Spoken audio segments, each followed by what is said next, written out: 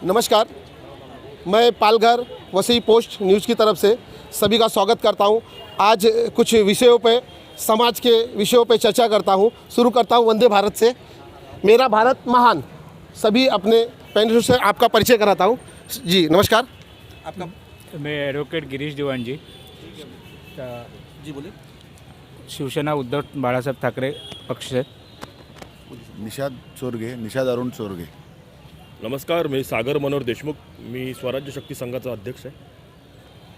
जय श्री राम, राज वर्मा, भारतीय जनता पार्टी। सुदेश चौधरी, तालुका अध्यक्ष, बाळासाहेबांची शिवसेना। वेंकटेश रायल्ला, भारतीय जनता पार्टी। जय श्री राम, सुनील तिवारी, भारतीय जनता पार्टी। जय श्री राम, राजेश नारायणन, भाजपा जिलाध्यक्ष, दक्षिण भारतीय आघाड़ी। वंदे मातरम, रतन तिवारी, जिलाध्यक्ष, Congress Seva Dal. Ritesh Solanki, Congress party, NSY Vasai district अध्यक्ष। एक मिनट, इनका नए परिचय लेना मैं भूल गया था। जी बोलिए। मोहसिन शेख, विरार शहर अध्यक्ष, अल्पसंख्यक विभाग। शुरू करते हैं यहाँ के कुछ प्रश्नों से, लोकल प्रश्नों से, समाज के। जैसे कि शिक्षा टैक्स हम 14% सरकार को देते हैं। क्या वो हमें रिटर्न में मिलता है? हमारे बच्चों को चीज़ें, सहूलियत मिलती हैं? मैं पूछना चाहूँगा यहाँ के तत्कालीन सत्ताधारियों से कि क्या आप जो शिक्षा का टैक्स जाता है उसके पर्याय में आप लोगों को शिक्षा देते हैं? शुरू करता हूँ निशा चौरगी जी से। शिक्षा का टैक्स लेती है सरकार लेती है, बराबर है। सरकार का जो टैक्स आता है उसका डिस्ट्रीब्यूशन रहता है, जो तरीके से जिसको जहाँ जितना चाहिए उतना चाहिए वो वहाँ देती है सरकार, देती रहेगी। मगर अपने यहाँ पे बहुत कम आ रहा है, इसके लिए हम लोग को भी क्या इतने स्कूल कॉलेज तो है जहाँ की सक्षम हो सके बच्चे? हमारे लोक नेता माननीय हितेंद्र ठाकुर ने जो शिक्षण साम्राज्य यहाँ खड़ा किया है वो आपको जानकारी हो रहेगी कि नहीं रहेगी मालूम नहीं, मगर सबसे ज़्यादा अपने विवाह कॉलेज में सबसे ज़्यादा 11वीं के स्टूडेंट, कम से कम 15 से 20 हज़ार स्टूडेंट हर साल एडमिशन लेते हैं। और इतना बड़ा कॉलेज और इतने अच्छी तरह से काम कर रहे हैं, ये हमारे पक्ष की तरफ से है ना, और हमारे लोकनेता की तरफ से है ना ये काम। ये तो सरकार, देखो जो सरकार को टैक्स जाता है वो उसका सरकार, ये प्राइवेट शिक्षा हो गई। सर आपकी सरकार 25 साल से यहाँ पे है। कहाँ पे? आपकी सरकार यहाँ, आपकी जो सत्ताधारी जैसे कहते हैं, आपके आमदार यहाँ पे 25 साल से। मेरा कहना है कि जो सरकारी स्कूल है उसकी हालत, क्या आप अपने बच्चे या आपके पदाधिकारी जो बड़े सीनियर है जैसे नगर पालिका में, वो अपने बच्चों को सरकारी स्कूल में पढ़ाएंगे? नहीं पढ़ा रहे ना, वही तो बोल रहे हैं, नहीं पढ़ा रहे। सरकार की हालत ही ऐसी करके रखी है उन्होंने, तो क्या कर सकते हैं? देखिए ये खुद ही कह रहे हैं कि सरकार की हालत ऐसी है। सरकार बदलती रहती है। सरकार अभी कौन सी सरकार है? हर टाइम पे सरकार बदलती है ना। अब तो इसका उत्तर मैं वर्मा जी से लेना चाहूँगा। जी बोलिए। पहले तो मैं आप सभी का बहुत बहुत धन्यवाद और स्वागत करता हूं कि आपने विरार के कुछ विषय के लिए और राकेश तिवारी जी और उनकी जो टीम है, रवि तिवारी जी ने मिलके आज जो प्रोग्राम ले रहे हैं, इसलिए आप लोग का बहुत बहुत धन्यवाद, अभिनंदन। हाँ, अब पूछिए सर। जो प्रश्न भी मैंने उनसे पूछा निशा चौरगे जी से, आप उसके विषय में क्या कहेंगे? शिक्षा की क्या हालत है यहाँ पे? देखिए, इस विरार को मैंने 1961 से लेके आज तक देखा है जी। हमने वो दिन भी देखे हैं कि मुझे पता है कि हमारे छोटे भाई भी यहाँ की कन्याशाला, हीराशाला में पढ़े हुए हैं, सरकारी स्कूल में पढ़े हैं। हमने वो दिन भी देखे हैं। लेकिन वो ज़माने में हर बच्चे सरकारी स्कूल में जाते थे। लेकिन गए 30 साल के अंदर जो पूरे देश में हर जगह पर जो परिवर्तन आया है, शिक्षा को एक व्यापार बना के रखा है। और सिर्फ सबको मालूम है कि ज़्यादा कमाई किधर है, तो स्कूल खोलो, कॉलेज खोलो, क्योंकि उससे ज़्यादा कमाई कहीं नहीं है। मुँह मांगा पैसा लेना। अगर ये लोग चाहते तो म्यूनसिपैलिटी स्कूल को बढ़ाइए। महानगर पालिका आने का कितना टाइम हो गया? कितने स्कूल हैं? मुझे मालूम है कि 62 63 में यहाँ पर नेहरू विद्यालय मेरे पिताजी और मुनेसर बाबा ने खुलवाया था, जो जिला परिषद के ऊपर चलता था। आज उस स्कूल की हालत देखिए। अगर यहाँ की महानगर पालिका चाहे उनको ग्रांट देना, ये देना, उसको आगे बढ़ाना, उसकी बिल्डिंग बनाना, यहाँ कॉलेज तो बन सकते हैं बहुत बड़े बड़े। क्यों? वहाँ माल की कमाई है। हर साल में लाखों रुपए लिए जाते हैं। बाबू साहेब बर्तक ने वसई में कॉलेज खोला है, वहाँ देखिए सरकारी मिलती है उनको, वहाँ कमती फीस है। अब फीस में देखिए ना, अगर शिक्षा चाहिए और हर व्यक्ति हिंदुस्तान में जो भी सरकार में आना चाहता है वो शिक्षा के ऊपर आना चाहता है। अभी कोई एक नौटंकी करता है पंजाब में, दिल्ली में, वो भी यही मैटर लेके चला है, शिक्षा। मैं आपको एक चीज़ खुद की अपबीती बताता हूँ। जब मैंने भी सोचा कि मेरे बच्चे को इंग्लिश में पढ़ाऊँगा, आगाशी का स्कूल था उस समय एक ही, मैं वहाँ गया तो मेरा 85 नंबर था, लाइन में जाके खड़ा था 4 बजे, एक मिनट, और वहाँ देखा तो फाइन उसी दिन कैसे नहीं। देखिए ऐसा नहीं है, सबको मौका दिया जाएगा, सबको मौका दिया जाएगा, सबको मौका दिया जाएगा, बराबर। तो मैं नहीं, तो इसलिए शिक्षा क्या अच्छी नहीं थी करके अपने बच्चों को भोसला मिलिट्री स्कूल में पढ़ाया। वो भी क्यों पढ़ाया? अच्छी पढ़ाई है।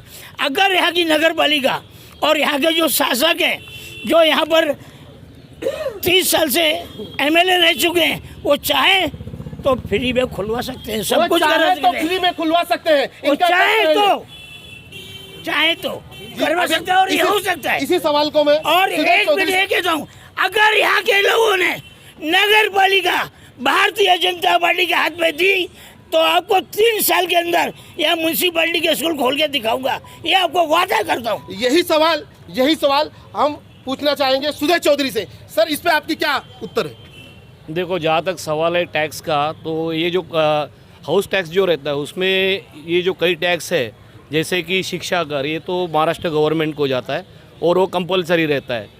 अभी इसके बारे में जो चर्चा हो रही है स्कूल के बारे में, तो स्कूल कॉलेज दोनों चीज़ की चर्चा हो रही है। यहाँ की जो प्राथमिक शिक्षा दी जाती है आज उसकी हालत बहुत कठिन है।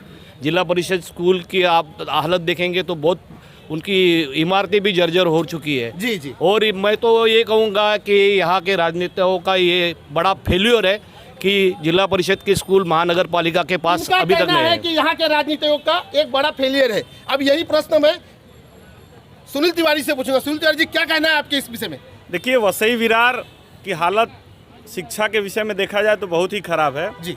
जितने भी यहाँ के शैक्षणिक संस्थान हैं जी, या तो यहाँ के स्थानीय सत्ताधारी लोगों के हैं या तो उनसे संबंध लोगों के हैं। आप कहना क्या चाहते हैं? बिल्कुल, मैं यही कहना चाहता हूँ कि शिक्षा को व्यापक पैमाने पर रोजगार बना करके, और ये नहीं चाहते कि यहाँ पे सरकारी शिक्षण संस्थान खुले और गरीबों के बच्चे उसमें पढ़ सकें। इनकी ये प्रश्न मैं आगे भी पूछूंगा। अब आते हैं कांग्रेस के।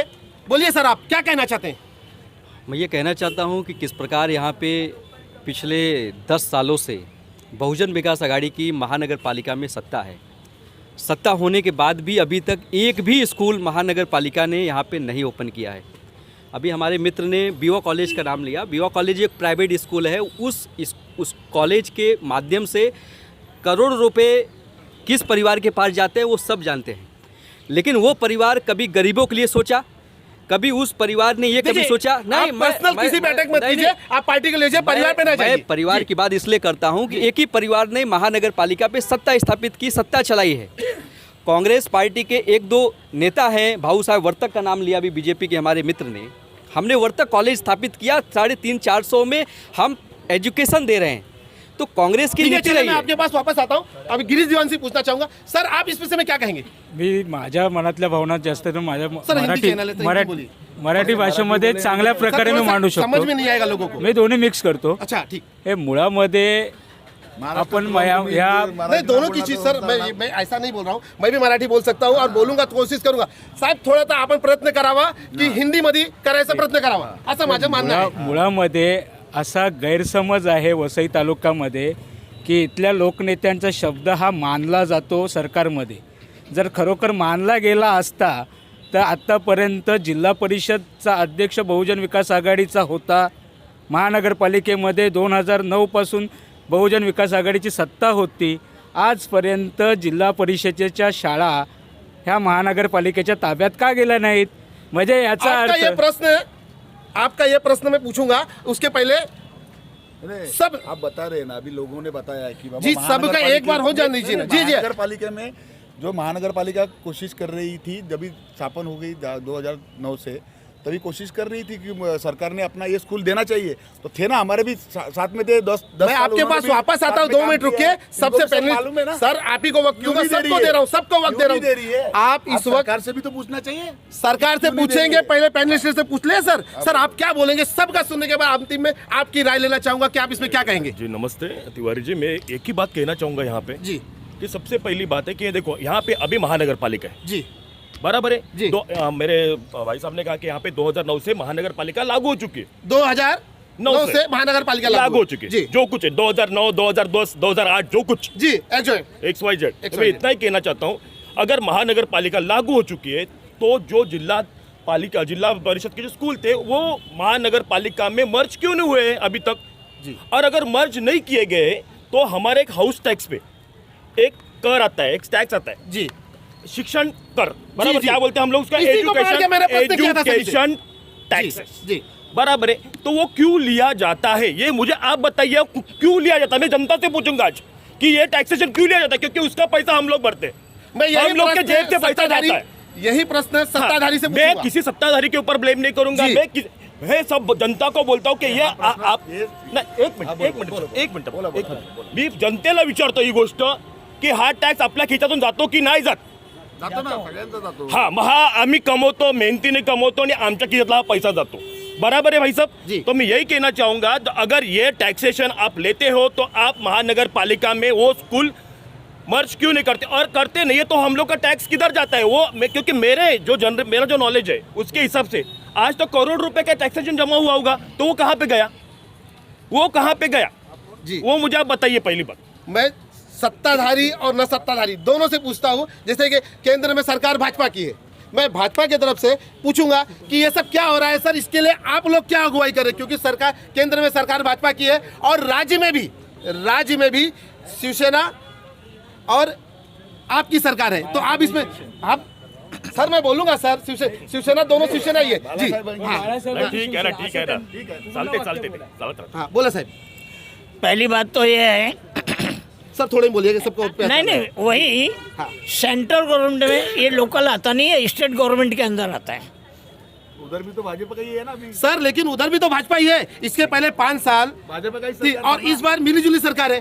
सर बोलिए ना फिर स्टेट गवर्नमेंट के अंदर आती है यहाँ के मैं आपको मौका दूंगा यहाँ के नगर पालिका के जो भी होते हैं या जो चुनी हुई कमेटियाँ थी उन्होंने कभी जाके महाराष्ट्र सरकार के आगे कहा नहीं कहा कि इनको यहाँ परिवर्तन कीजिए अगर कहा होगा तो यहाँ के सत्ताधारी दिखाए प्रूफ हमको कि हमने मांग की थी पहली बात नंबर 2 भाजपा की सरकार है हमको मालूम है आपको भी मालूम है ये 3 साल के नाटक सबने बोलना नहीं चाहता हर व्यक्ति जानता है तो यह और मैंने एक ही शब्द कहा था अगर वैसे तालुका की जनता भाजपा को महानगर पालिका देती है शिक्षण 3 साल में खोल के दिखाएंगे और गरीब बच्चों को फ्री देंगे ये मेरा वचन है जी अब यही सवाल मैं आपसे करता हूं कि आपकी सरकार सत्ता में है आप आगे क्या करेंगे और अब तक क्या हुआ उसके विषय में बोलिए आप किस विषय में इसी स्कूल के विषय में सर जो अभी इतना चल रहा है बात देखो जहाँ तक सवाल है जिला परिषद के स्कूल का तो जिला परिषद की स्कूल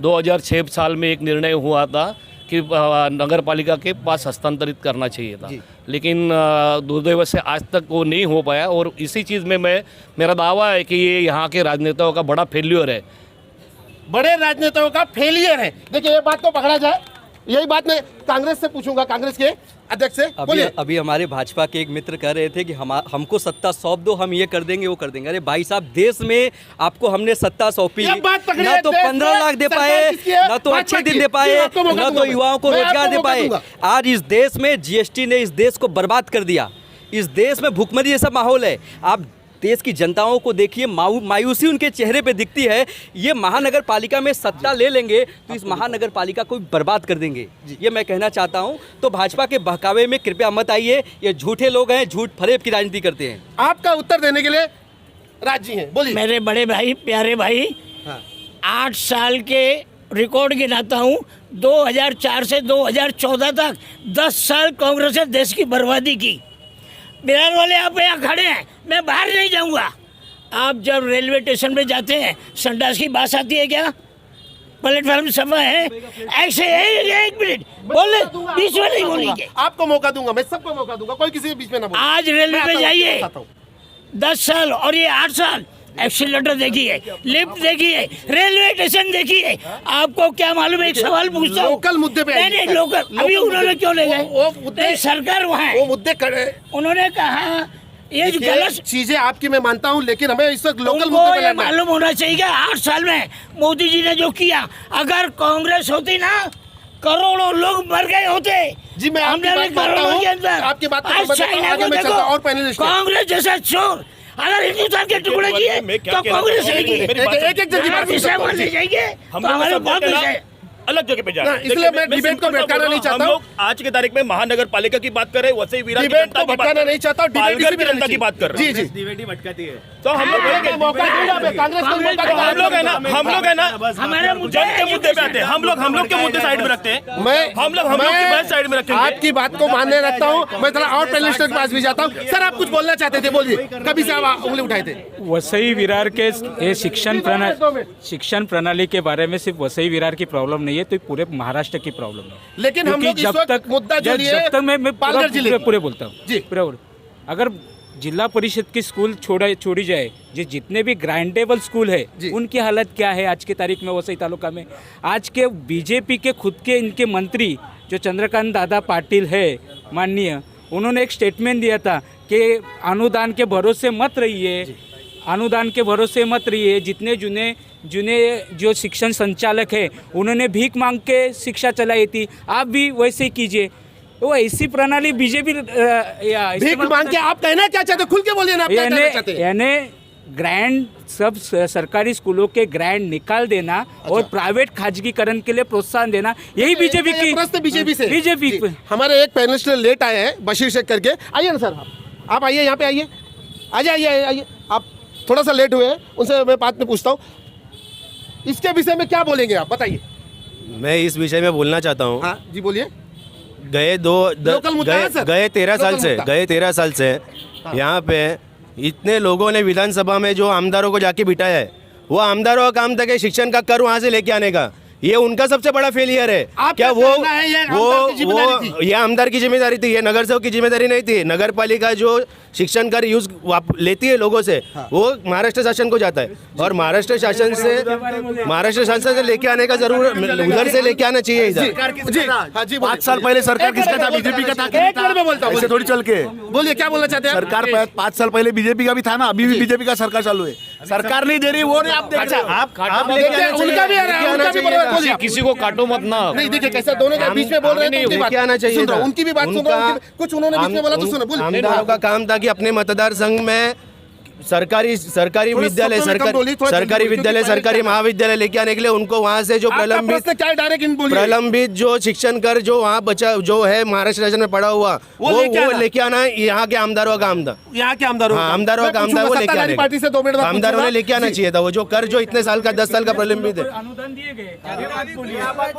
मैं आता हूँ आपके पास ही, बोलिए। जब 12वीं फेल को सुनिए, मैं सभी को मौका दे रहा हूँ। जब 12वीं फेल स्मृति ईरानी जी को शिक्षा मंत्री बनाया जाएगा तो ऐसे ही हाल होने वाला है। देखिए, पर्सनल अटैक मत कीजिए किसी पे। अटैक इसलिए कर रहा हूं, शिक्षण की बात कीजिए और यहाँ की बात कीजिए। आप वसई तालुका से लेके पालघर जिले के विषय में बोलिए, बाहर के विषय में ना बोलिए। मैं बता रहा हूं, जी बोलिए। वसई विरार के वसई विरार के विकास कामों को नकारा नहीं जा सकता। हम अगर ये बोल देंगे नकारा नहीं जाता, मतलब आप चाहते कि कार्य हुआ है? काम हुआ है, लेकिन कुछ कांग्रेस बोलती है काम हुआ है। वसई विरार के कार्यों को नकारा नहीं जा सकता। कार्य हुआ है, लेकिन कहीं न कहीं जो शिक्षा का डिपार्टमेंट है, जो स्कूल महानगर पालिका को खोलने चाहिए थे, ऐसा नहीं हुआ है। और मैं 2009 में अशोक चौहान साहब जो कांग्रेस के मुख्यमंत्री थे, तो महानगर पालिका को स्थापना उन्होंने करवाया और 1500 करोड़ रुपए सैटेलाइट सिटी के लिए दिया। वो पैसे का आज तक हिसाब किताब नहीं है। जी, कुछ इस प्रश्न में उत्तर देना चाहते हैं जी? ना कि या उनके लिए प्रपोज किया। आप दूसरे स्टेट में जाके तो प्रपोज कर देते हो कि हम यहाँ एम्स बनाएंगे, लेकिन विरार में एम्स और मेडिकल कॉलेज की सुविधा आप लोगों ने क्यों नहीं दी? उसके लिए तो आप लोगों को लोकल गवर्निंग बॉडी की ज़रूरत नहीं होती है। It is totally undertaking by the central government, IIT and AIIMS like. तो आप लोगों ने क्यों नहीं उसकी स्थापना की? पूछता हूं जी। तो जो लोग इस तरीके से बोल रहे हैं, आज विरार के बच्चे को बाहर नहीं जाना पड़ता है, लेकिन वही 2005 और 6 में जब ये कॉलेजेस नहीं थे तो लोगों को वर्तक कॉलेज में भी एडमिशन्स नहीं मिलते थे। उन लोगों को एडमिशन के लिए बॉम्बे जाना पड़ता था और बाद में साइंस और कॉमर्स में एडमिशन नहीं मिलने की वजह से आर्ट्स में लेना पड़ता था। लेकिन मेरे पास वक्त की कमी है। आप सब दीजिए, बच्चे ने जो आपसे सवाल किया। अच्छा बोलिए 1 मिनट। इन्होंने जो भी बताया ना, तो वो बराबर है अभी, मगर महापालिका ने अभी एक समझो 3-4 महीने पहले ही सब स्कूल के इधर जो अनाधिकृत स्कूल है जो भी विरार में है, वही विरार वसई महानगर पालिका के अंदर, उनके आगे बोर्ड लगाया था। और मगर इनको शायद जानकारी नहीं होएगा, मगर ये लगाना जरूरी है। बराबर, ये बात लगाना जरूरी है जी। ये हाईकोर्ट का वर्डिक्ट है कि हर अनधिकृत स्कूल के बाहर बोर्ड लगाना चाहिए। ये कोई महापालिका एक मिनट। हाँ जी बोलिए। जितने भी महानगर पालिका ने जो बोर्ड लगाए हैं स्कूलों के बाहर, आप उनको ध्यान से पढ़िए। उस पर ये कहीं नहीं लिखा गया कि ये विद्यालय अनलीगल है। सिर्फ विद्यालय का जो बांध काम हुआ है वह अनलीगल है, इसी का बोर्ड लगाया गया है। जी जी, जनता ने बात की उसका जवाब देता हूँ। एक मिनट, जनता से जो उन्होंने पूछा इनका जवाब दे रहे हैं। जी बोलिए। मैं बोलना चाहता हूँ कि यहाँ आता हूँ, मैं आपके पास आता हूँ। यहाँ पे हम विधानसभा में बेचता है जो जनता जो वोट दे के बेचता है, जो आमदार का काम है कि यहाँ का विकास लाने का आमदार का काम है। सेंट्रल से क्या मिलना नहीं मिलना, स्टेट से क्या नहीं मिलना, ये आमदार सोचना चाहिए कि यहाँ क्या डेवलपमेंट करना है, क्या लाना है। 25 साल से जनता क्या करेगा या अपक्ष क्या करेगा? जो आमदार बना है उनका काम है यहाँ पे डेवलप लाना और उसको फिनिशफुल करना। 25 साल से अभी भी जनता स्कूल मांग रहे, हॉस्पिटल मांग रहे। 25 साल, ये हकीकत बात है। 25 साल से जनता स्कूल, कॉलेज, हॉस्पिटल मांग रही है। कुछ कहना चाहते थे गिरीश दीवान जी? जी बोलिए। वसई तालुका के जो शिक्षण विभाग है, गवर्नमेंट का शिक्षण विभाग है, ये कोई भी हाई कोर्ट का यानी आदेश पालने के लिए तैयार नहीं है। कोई भी हाई कोर्ट का आदेश पालने के तैयार नहीं है। देखिए, एक वकील भी है, ये एक राजनीतिक के साथ में एक वकील भी है। जी बोलिए। क्योंकि अभी फिलहाल सुदेश जी ने बताया कि हाईकोर्ट का वर्डिंग है कि इलीगली बोर्ड लगाना चाहिए। वैसे भी एक जजमेंट आया था सुप्रीम कोर्ट का कि कोरोना के काल में 15% जो फीस है उसमें कंसेशन देना चाहिए था। मेरे ख्याल से वसई तालुका में बहुत से स्कूल में वो सुप्रीम कोर्ट के आदेश का पालन नहीं किया। मैंने खुद उसके बारे में कार्रवाई की मांगनी की और उसमें सबसे ज़्यादा प्रामुख्य में जो स्कूल रहेगा वो विवाह के उत्कर्ष स्कूल भी उसमें शामिल है। देखिए, इनका डायरेक्ट इशारा विवा कॉलेज पे है। इनका डायरेक्ट इशारा विवा कॉलेज पे है। यही प्रश्न मैं इनसे पूछता हूँ।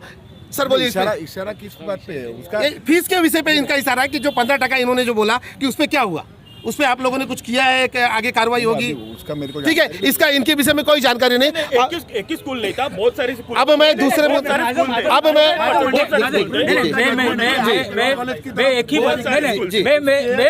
बहुत सारे एक नगर पालिका फेलियर है, ये हकीकत बात है।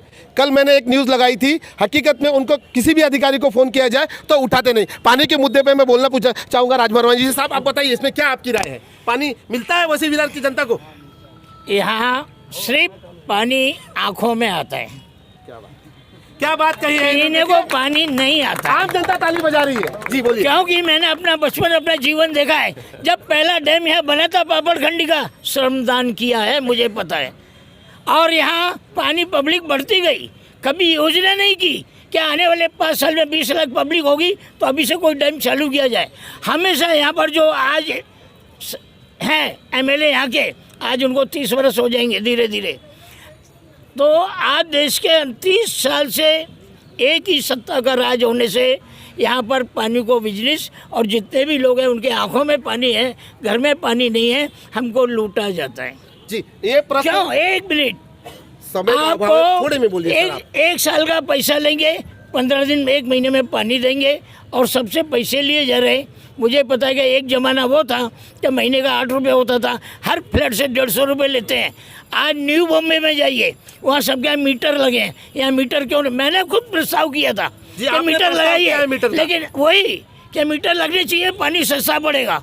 तो यहाँ की सत्ता और यहाँ के जब जिस दिन नागरिक चाहेंगे तो आपको यहाँ का जो पीने का पानी है फिल्टर में मिलेगा। आज वहाँ आगरे में और मथुरा में वहाँ पानी नहीं था, योगी जी ने गंगा जल भेजा है। यहाँ की बात नहीं, गंगा जल, तालुका की बात लीजिए ना। गंगा जल भेजा है। हाँ। और कितनी कमती समय में, जिसको 30 साल हो गए, यहाँ मीठा पानी नहीं दे सकते लोगों को, 24 घंटा पानी नहीं दे सकते। पैसा ये सभी का अधिकार है कि पानी मिलना चाहिए। जी, अब यही सवाल मैं सुरेश चौधरी से पूछूंगा कि क्या यहाँ पे पानी मिल रहा है? क्योंकि कई साल आप भी सत्ता में रह चुके हैं यहाँ पे। ये हकीकत है कि पानी नहीं मिल रहा है। 4-4, 5-5 दिन। आप भी तो नेता रह चुके हैं सर। सुनो मेरी बात सुनो, 4-4, 5-5 दिन पानी नहीं है। इसका कारण ये है कि यहाँ पे जो पानी आया जो उसगांव डैम का रहेगा या मासवंड का रहेगा जी। लेकिन एक भी योजना ये फुल प्रूफ नहीं है, क्योंकि इसके लिए जो ESR चाहिए थे वो ESR नहीं बने हैं आज के हालत में, SR नहीं बने हैं। और दूसरी हकीकत है, इस शहर की ज़रूरत है आज की तारीख में 370 MLD पानी की, 370 MLD। लेकिन आज के तारीख में 230 MLD पानी महापालिका दे रही है, 140 MLD पानी कम गिर रहा है। तो इसके लिए जिम्मेदार कौन है? आज मैं आता हूँ, आपके पास आता हूँ। देखो आज ये शहर बढ़ रहा है। आज मैं आपको एक उदाहरण देता हूँ सहकार नगर का। जी। सहकार नगर की आबादी उस वक्त क्या थी, आज की क्या है?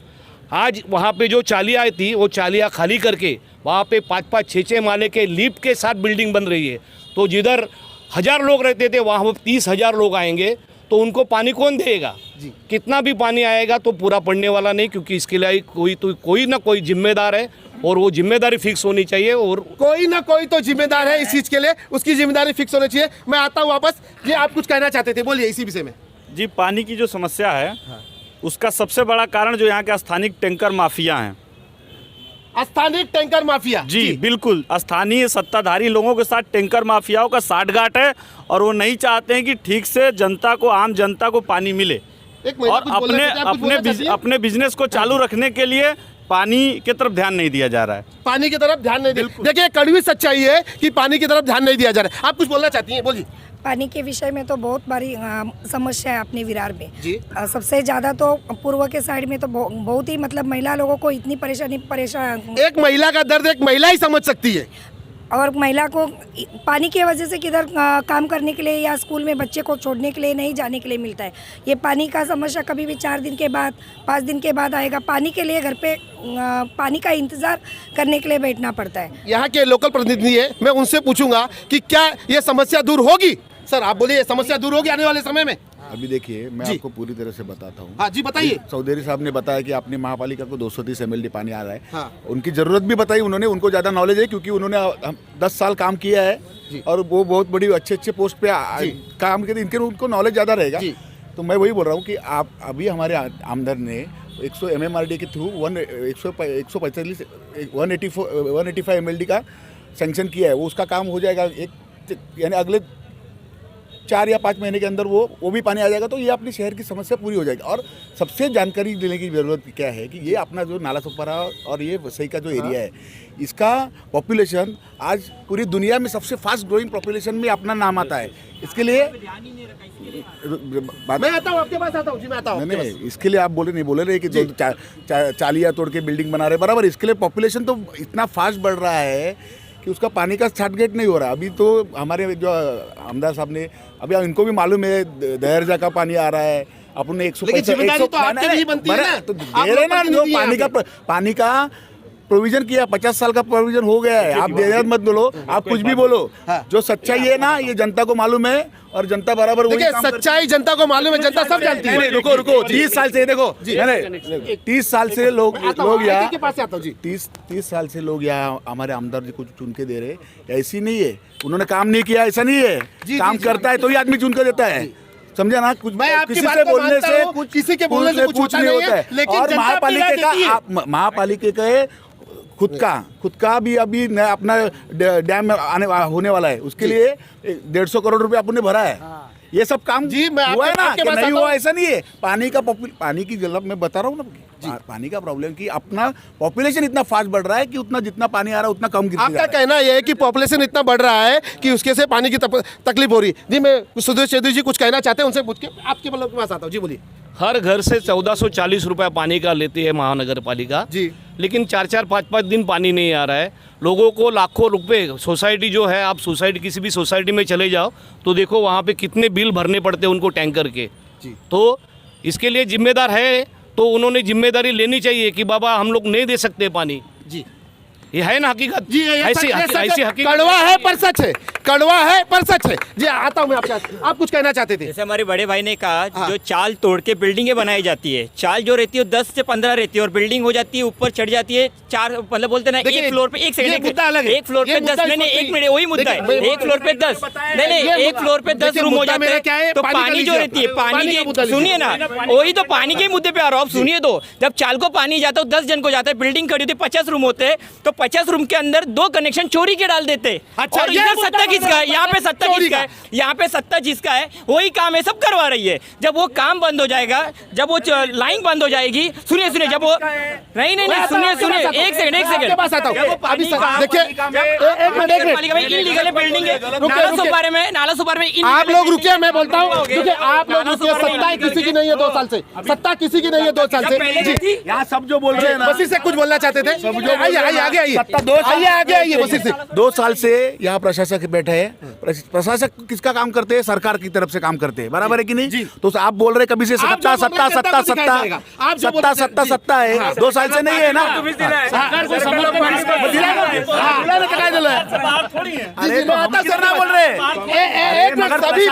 देखिए मेरे पास समय का अभाव है, मैं समय का अभाव रुके मैं कुछ उनका कहना है एक तो कहना है कि पानी नहीं मिल रहा है, और दूसरा कहना है जब हम पानी दे रहे तो बोलते हैं चोरी की लाइन दे रहे। तो ये कौन सी बात हो गई? जनता की सेवा के लिए जो पन बढ़ता है, पानी और लाइन चोरी की हो या सही सलामत हो, चोरी की गलत बात है। मेरे को चोरी साबित करो, मैं सबको मौका चोरी साबित करो। बिगर चोरी के आरोप लगाना भी एक पाप है, एक ध्यान में रखिए।